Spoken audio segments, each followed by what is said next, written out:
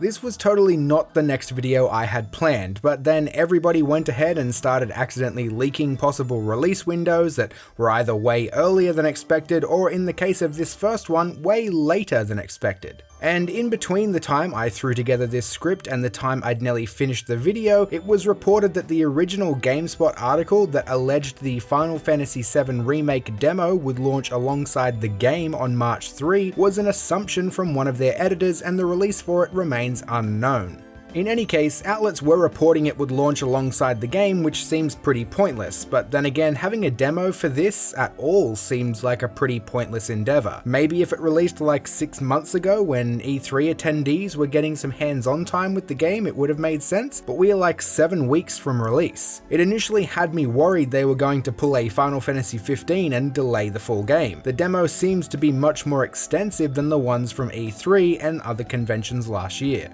Anyway, let's not think about such horrible things. At this point, as far as we know, all is fine and they're going to release a demo at some point. Now on to some actual news. A couple of big JRPGs have very recently been classified in different countries, and in both cases it kinda came out of nowhere. Project Sakura Wars was classified here in Australia right at the tail end of 2019, with the classification made public a couple of days ago. Up to this point, we've only known that it was planned to release in 2020, but this would suggest that it's hitting the West sooner in 2020 than later. The name submitted to the classification board was simply Sakura Wars.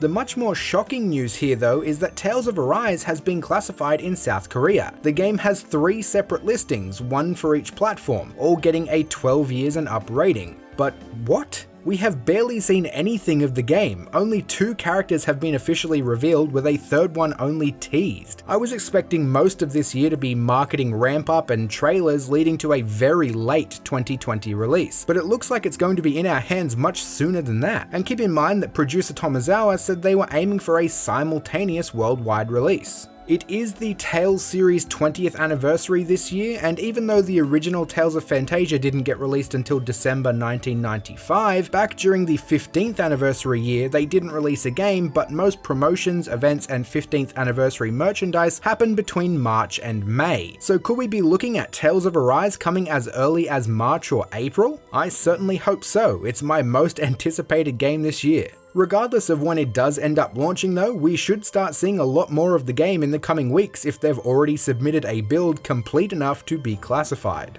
And so we've gone from a mistake to classifications only to land on a possible leak. Obviously this should be treated as rumour for now, but Xenoblade Chronicles Definitive Edition was listed on a Danish retailer's site with a release date of May 29th.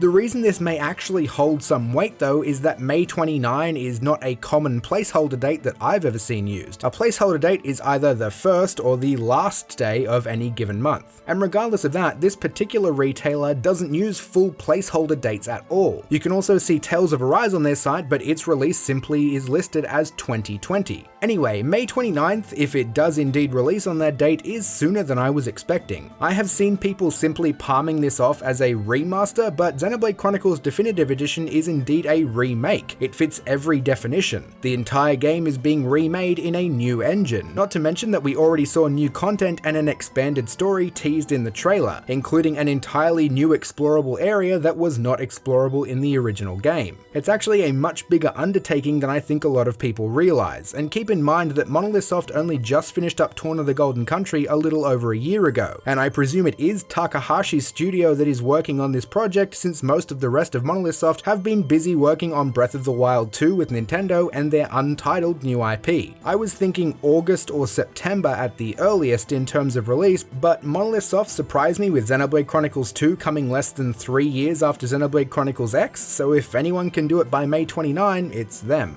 And now the moment some of you have been waiting for, and one of you will be very happy with. It's time to announce the JRPG Christmas winner who will be getting a Atelier Ryza on the platform of their choice. A big thanks to everyone who participated over the past few weeks. It has been a joy reading all of the wonderful comments. I've only been unable to contact one of the winners so far, so Juno Gray, if you're watching, please send me a DM on Twitter so I can send you a code for Dungeon Dreams. Of course, a huge shout out to all the wonderful publishers and developers who provided the game codes for the giveaway, and naturally Koei Tecmo for providing Atelier Ryza to Ronan CZ. Keep an eye on your DMs, Ronan. I'll be reaching out to organize your prize very soon. Congratulations to all the winners, and hopefully I'll be able to do more giveaways during the year for the unlucky ones this time round. Thanks for watching, and I'll see you all soon.